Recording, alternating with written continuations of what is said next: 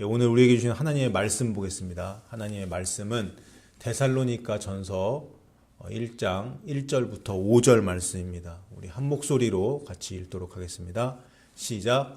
바울과 실루아노와 디모데는 하나님 아버지와 주 예수 그리스도 안에 있는 데살로니가인의 교회에 편지하노니 은혜와 평강이 너희에게 있을지어다. 우리가 너희 모두로 말미암아 항상 하나님께 감사하며 기도할 때에 너희를 기억함은 너희의 믿음의 역사와 사랑의 수고와 우리 주 예수 그리스도에 대한 소망의 인내를 우리 하나님 아버지 앞에서 끊임없이 기억함이니 하나님의 사랑하심을 받은 형제들아 너희를 택하심을 아노라. 이는 우리 복음이 너희에게 말로만 이른 것이 아니라 또한 능력과 성령과 큰 확신으로 된 것임이라. 우리가 너희 가운데서 너희를 위하여 어떤 사람이 된 것은 너희가 아는 바와 같으니라. 아멘. 할렐루야. 여러분 한 주간 잘 지내셨나요? 오늘 이 시간에는 데살로니가전서 1장 말씀을 가지고 보이는 믿음이 진짜 믿음이다라는 제목으로 은혜 나누도록 하겠습니다. 우리 한번 제목을 다 같이 읽어볼까요? 보이는 믿음이 진짜 믿음이다. 우리 한 번 더. 보이는 믿음이 진짜 믿음이다. 아멘. 감사합니다. 저는 담임 목사가 된 이후에 시즌 첫 번째 천국의 계단, 시즌 두 번째 휴거의 조건, 시즌 세 번째 누가 행전, 시즌 네 번째 ESC 탈출하는 교회, 이 시리즈 설교를 해왔습니다. 오늘은 시즌 5 첫 시간입니다. 시즌 5의 제목은 바울의 편지입니다. 앞으로 우리는 신약성경에 기록된 이 바울의 편지들을 하나씩 살펴보게 될 것입니다. 바울의 편지를 한 권씩 강해 설교를 할 때 저는 성경에 배열된 순서로 하지 않을 거예요. 우리는 이 편지들을 실제 기록된 순서, 다시 말해서 역사 속에서 바울이 편지를 쓴 순서대로 읽어 나갈 겁니다. 왜냐하면 성경은 단순히 책처럼 정리된 글이 아니라 실제 역사 속에서 하나님께서 일하신 사건 가운데 기록된 말씀이기 때문입니다. 바울의 편지 역시 마찬가지입니다. 바울은 책상 앞에 앉아서 체계적으로 신학을 정리한 그런 사람이 아니라 선교 현장에서 복음을 전하다가 교회가 세워지고 그 교회가 어려움을 겪고 또 성도들이 박해를 당하고 신앙이 흔들릴 때마다 그 상황 속에서 편지를 썼던 그런 목자였습니다. 그래서 바울의 편지는 단순한 교리서가 아니에요. 바울의 편지는 살아있는 목자의 편지입니다. 그러므로 우리가 이 편지를 제대로 이해하기 위해서는 단순히 글만 읽는 것이 아니라 그 편지가 쓰여진 시대적 배경과 상황 속으로 우리가 들어가야 합니다. 우리는 바울의 인생을 따라가며 그 편지들을 읽을 겁니다. 바울이 어디에서 복음을 전했는지, 어떤 교회가 세워졌는지, 그 교회가 어떤 문제를 겪고 있었는지, 그리고 그 문제 속에서 어떤 말씀이 주어졌는지를 함께 살펴볼 것입니다. 그래서 이번 시즌은 단순한 성경 공부가 아니에요. 성경 지식을 쌓는 그런 시간이 아닙니다. 우리가 초대교회 현장 속으로 들어가서 그들과 함께 이 편지, 바울의 편지를 듣는 시간이라고 할 수 있을 것 같습니다. 사도 바울은 이렇게 말했습니다. 데살로니가 전서 5장 27절에서 내가 주를 힘입어 너희를 명하노니 모든 형제에게 이 편지를 읽어주라 라고 말했습니다. 이 말은 바울의 편지가 개인에게만 주어진 것이 아니라 교회 공동체 전체에게 주어진 말씀이라는 뜻이에요. 그러므로 우리는 이 편지를 오늘 우리 교회에게 주신 말씀으로 읽어야 합니다. 이제 우리가 앞으로 어떤 순서로 이 바울의 편지들을 읽어갈 것인지 잠시 살펴보겠습니다. PPT 보여주세요. 우리는 가장 먼저 데살로니가 전서와 데살로니가 후서로 시작하게 될 겁니다. 그리고 갈라디아서, 고린도전서, 고린도 후서, 로마서로 이어지게 됩니다.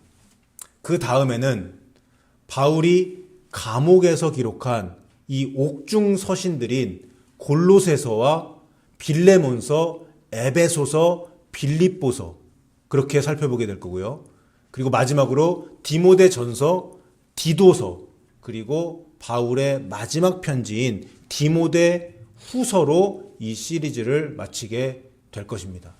다시 말하면 우리는 바울의 생애를 따라서 그의 선교의 흐름을 따라서 이 편지들을 읽게 되는 것입니다. 시즌 5의 이 바울의 편지, 이 설교를 통해 하나님께서 여러분들에게 직접 말씀하시기를 간절히 소망합니다.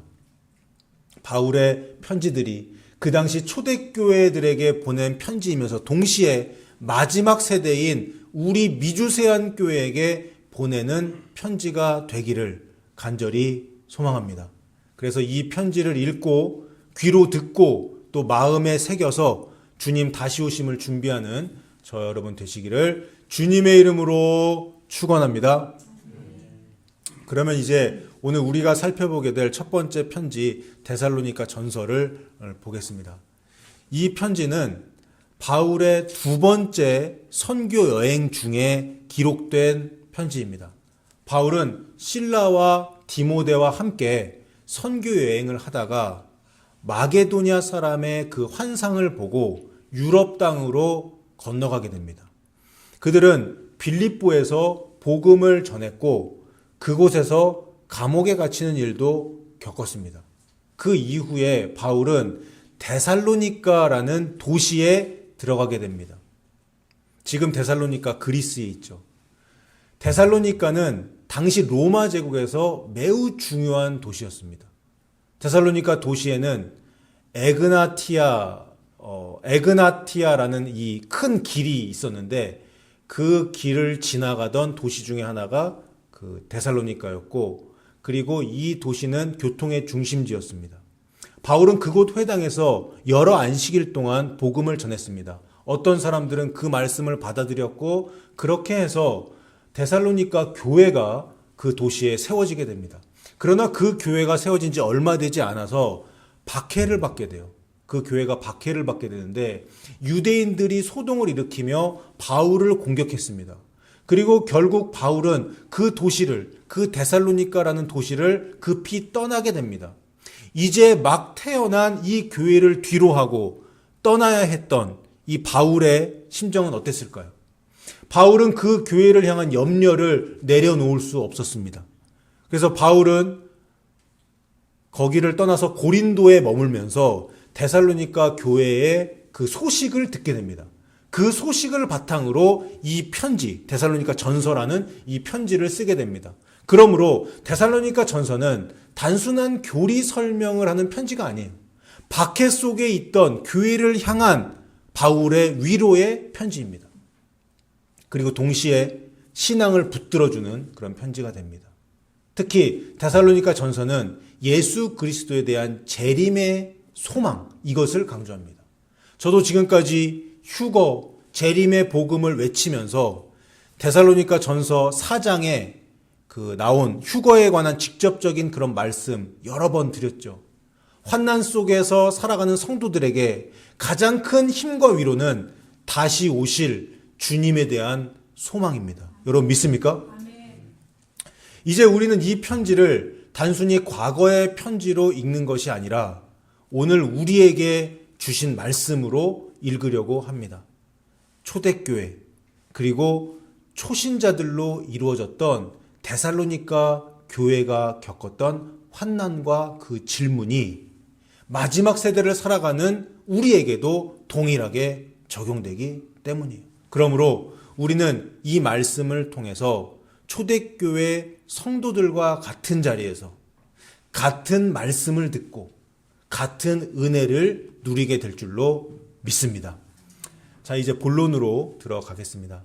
데살로니가 전서 1장 1절부터 3절까지의 이 말씀은요, 이 편지의 서두가 되는데 단순히 인사말이 아니에요. 여기에 이 교회의 정체성과 신앙의 본질이 나와 있습니다. 그래서 매우 중요합니다. 1절부터 3절까지가. 시작부터 중요해요.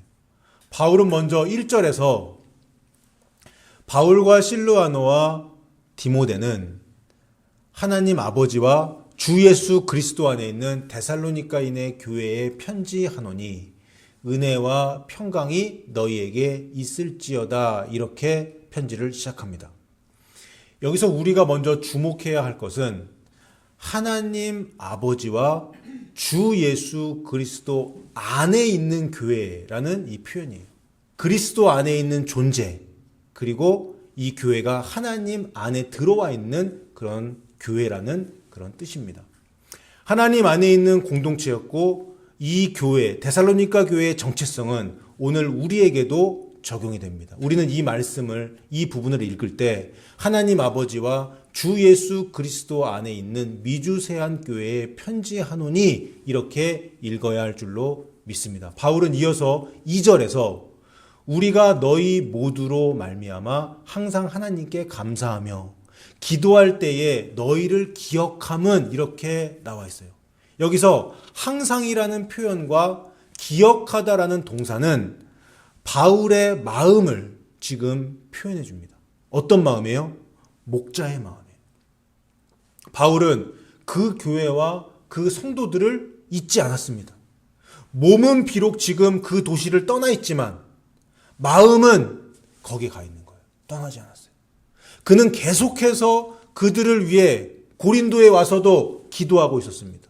그런데 바울이 감사하는, 여기서 또 감사를 한다고 하는데 이 이유가 무엇입니까? 그것이 바로 3절에 나와 있습니다. 오늘 본문 3절은 데살로니가 교회의 신앙을 가장 압축적으로 보여주는 구절입니다. 우리 다시 한번 한 목소리로 3절을 읽겠습니다. 시작.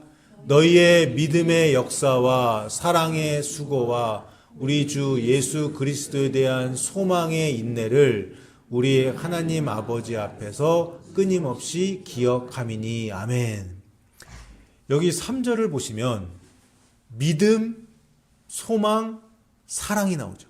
순서가 바뀌어서 나오는데 또 다른 개념과 결합이 되어서 등장을 합니다. 첫 번째, 믿음의 역사, 사랑의 수고, 소망의 인내입니다.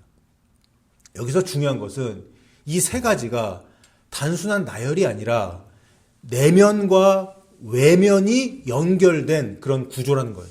안에 감추어진 것, 그리고 밖으로 드러나는 것이 하나씩 연결이 돼 있어요. 한번 볼까요? 먼저 믿음의 역사를 보겠습니다.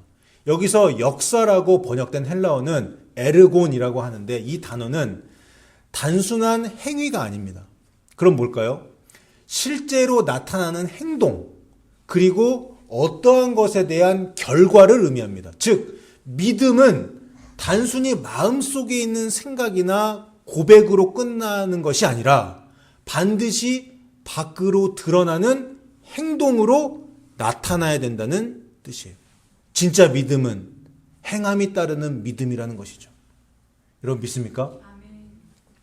이것은 매우 중요한 신앙의 원리입니다. 그래서 저는 시즌 첫 번째부터 지금까지 시즌 4까지 계속 시리즈 설교를 하면서 이 신앙의 원리를 수도 없이 강조했습니다. 여러분 기억나시죠?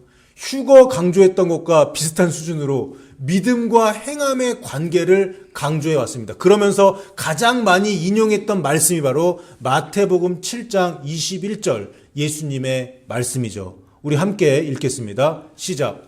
나더러 주여 주여 하는 자마다 다 천국에 들어갈 것이 아니요 다만 하늘에 계신 내 아버지의 뜻대로 행하는 자라야 들어가리라. 아멘. 우리가 예수 그리스도를 믿음으로 천국 가는 건 맞죠? 믿음이 있어야 휴거되는 것 맞죠? 그런데 그 믿음은 행함이 따르는 진짜 믿음이라는 것이에요. 예수님의 말씀입니다. 여러분, 많은 사람들이 믿음을 단순히 마음의 문제로 생각합니다. 그러나 성경은 그렇게 말하지 않습니다. 믿음은 반드시 역사, 곧 행동으로 나타나야 합니다.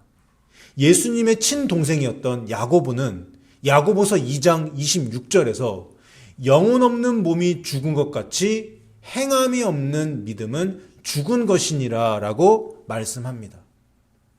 이것은 바울의 말씀, 바울의 신학과 충돌하는 말이 아니에요. 바울은 이심칭이 믿음으로 의롭게 된다는 걸 강조했죠. 같은 진리를 다른 방향에서 강조하는 겁니다. 믿음으로 의롭게 되는 것 맞습니다. 믿음으로 구원받는 것 맞습니다. 하지만 그 믿음은 행함으로 증명되는 진짜 믿음이 되어야 하는 겁니다. 여러분, 데살로니가 교회는 바로 그런 교회였어요. 진짜 믿음을 가졌던 교회. 그들의 믿음은 말로만 있는 것이 아니라 실제 삶으로 나타나는 그런 믿음이었어요. 그러니까 박해도 견뎌냈죠. 다시 본문 3절로 가서 사랑의 수고를 보겠습니다. 사랑의 수고. 여기서 수고를 의미하는 헬라어는 코포스라고 하는 단어인데 단순한 수고가 아니에요. 이것은 탈진할 정도의 고된 노동을 의미합니다. 여러분, 저는 육체 노동이 얼마나 힘든 것인지 잘 알고 있습니다.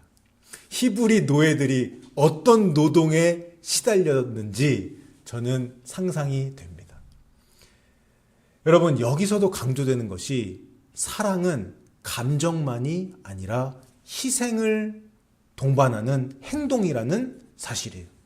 사랑은 편할 때만 하는 것이 아니라 힘들어도 계속하는 것, 이것이 진짜 사랑입니다. 수고가 있어야 돼요. 탈진할 정도의 고된 노동이 들어가야 사랑이 완성되는 것입니다. 데살로니가 교회는 서로 사랑하는 교회였는데 그 사랑은 말로만 하는 사랑이 아니었어요.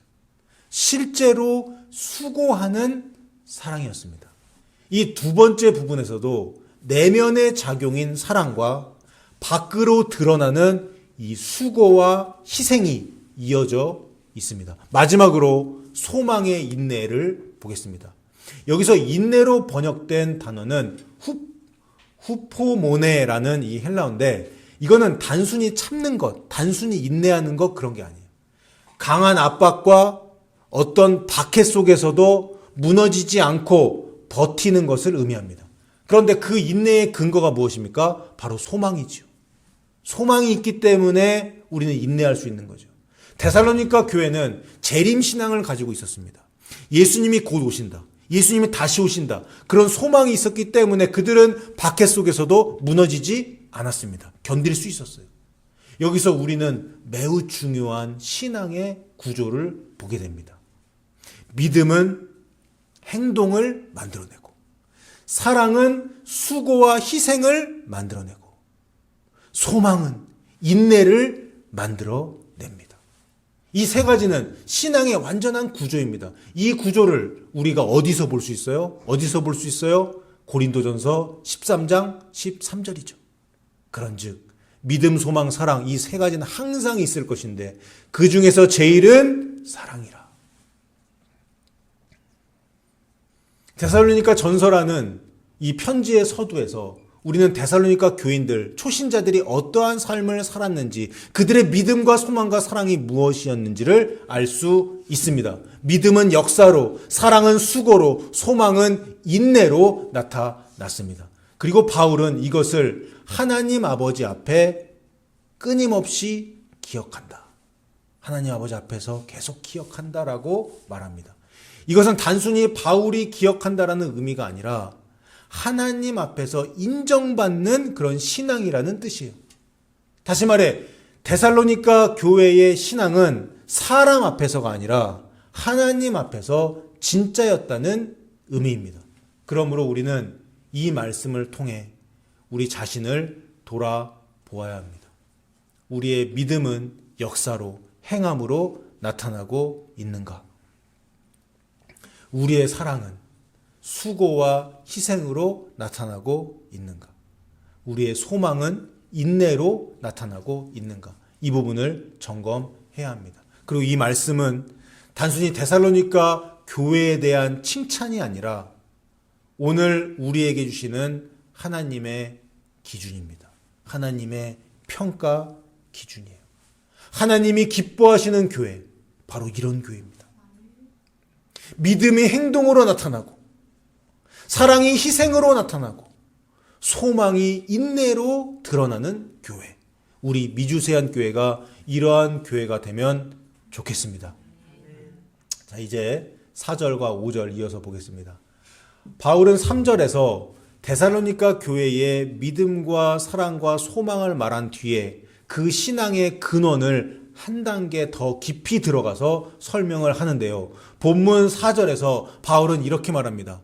하나님의 사랑하심을 받은 형제들아, 자매들아, 너희를 택하심을 아노라.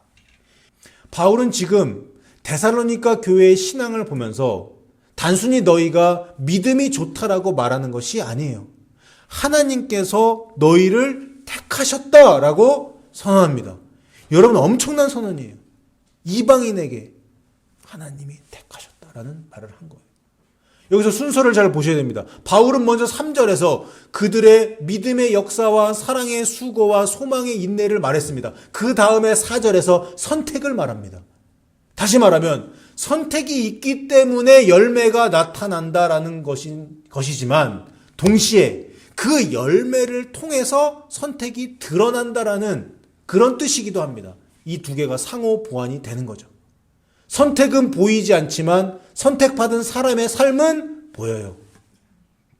하나님께서 택하신 사람은 반드시 삶으로 드러나는 그 신앙의 열매를 맺게 됩니다. 그래서 바울은 그들의 삶을 보면서 확신한 거예요. 너희는 하나님께서 사랑하는 자들이며 하나님께서 친히 택하신 사람들이다. 이것은 단순한 위로가 아니에요. 영적인 분별입니다.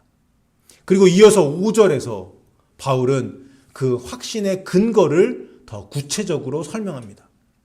이는 우리 복음이 너희에게 말로만 이른 것이 아니라 또한 능력과 성령과 큰 확신으로 된 것임이라. 우리가 너희 가운데에서 데살로니가 교인들과 함께 생활하면서 너희를 위하여 어떤 사람이 된 것은 너희가 아는 바와 같다. 너희가 잘 안다. 이렇게 얘기해요. 바울이 복음을 어떻게 전했는지 설명이 나옵니다. 말로 전했고요. 그리고 능력으로, 성령으로, 큰 확신으로 전했습니다. 여기 나오는 확신은 두 가지 방향으로 이해할 수 있을 것 같습니다. 하나는 복음을 전하는 바울이 가졌던 확신, 그리고 동역자들 실라와 또 디모데가 가졌던 그 확신이고, 다른 하나는 복음을 받아들이는 사람들이 가졌던 확신, 그들 안에 생겼던 확신입니다.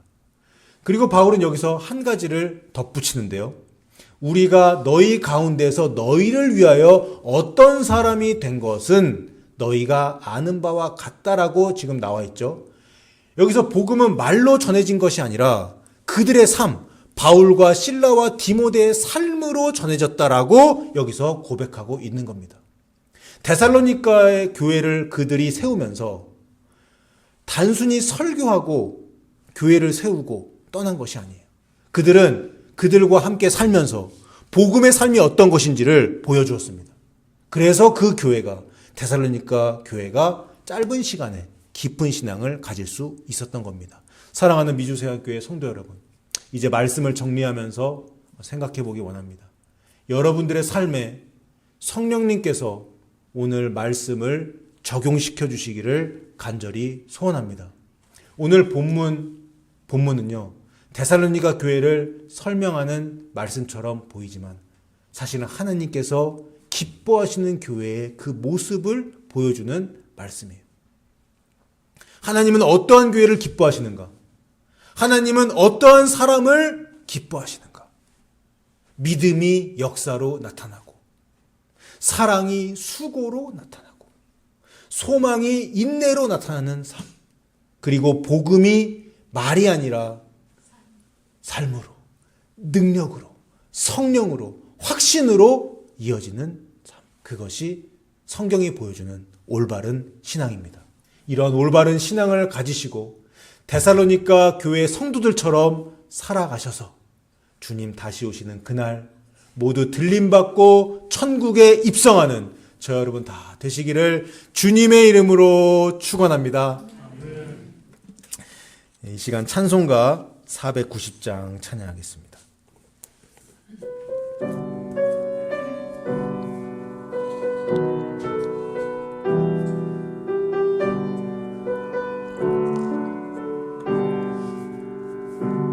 주여 지난밤 내 꿈에 배었으니 그 꿈 이루어 주옵소서. 밤과 아침의 계시로 보여주사 항상 은혜를 주옵소서. 나의 놀라운 꿈 정녕 남이 끼는 장차 큰 은혜 받을 표니 나의 놀라운 꿈 정녕 이루어져 주님 얼굴을 배우리라. 마음 괴롭고 아파서 낙심될 때 내게 소망을 주셨으며 내가 영광의 주님을 바라보니 앞길 환하게 보이도다. 나의 놀라운 꿈 정녕 남이 끼는 장차 큰 은혜 받을 표니 나의 놀라운 꿈 정녕 이루어져 주님 얼굴을 배우리라. 세상 풍조는 나날이 변하여도 나는 내 믿음 지키리니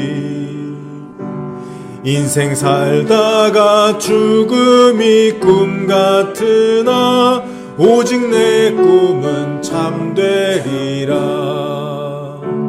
나의 놀라운 꿈 정녕 남이 끼는 장차 큰 은혜 받을 표니 나의 놀라운 꿈 정녕 이루어져 주님 얼굴을 배우리라. 아멘. 시간 들으신 말씀 기억하시면서 3분간 침묵으로 기도하겠습니다.